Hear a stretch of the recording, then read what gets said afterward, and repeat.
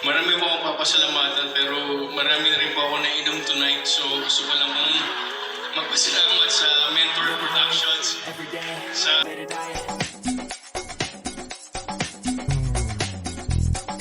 Showbiz Kachika TV. Hello mga kachika!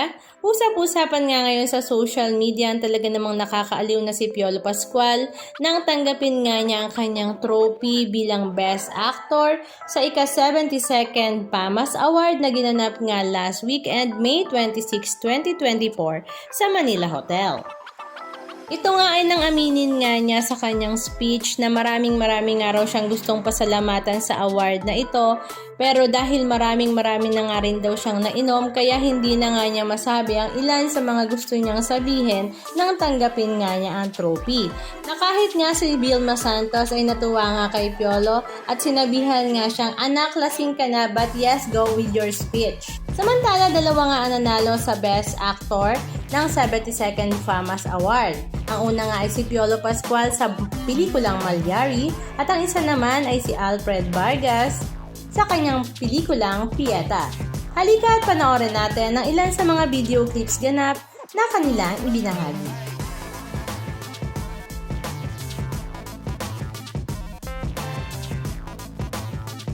napakabigat! Maraming salamat po sa Kamas. Maraming salamat po. Unang-una ko papasalamatan ng Panginoon Diyos po sa karangalang ito because kung wala po ang Panginoon Diyos, wala po ako dito. And of course, my parents, Mom Bibi, Dad Bo, these are my parents. They reared me in this business. So, marami po akong papasalamatan pero marami na rin po ako nainom tonight. So gusto ko lang pong magpasalamat sa Mentor Productions, sa kay Brian Diamante.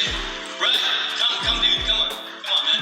Brian, una ko pong tinanong ano bang production value ng pelikulang to. Ang sinabi niya sa akin, we just want to make the best horror film of the year and we won Best Picture.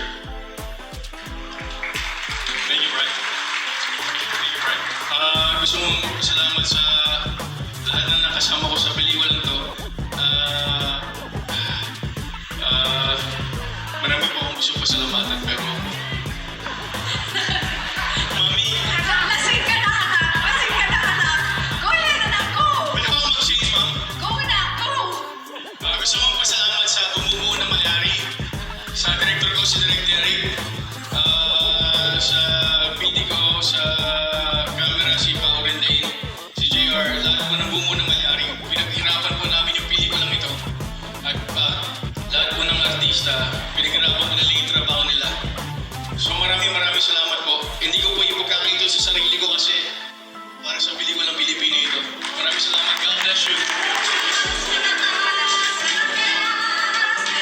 Anong masasabi niyo mga kachika? Just comment down below. And please don't forget to subscribe. Thank you!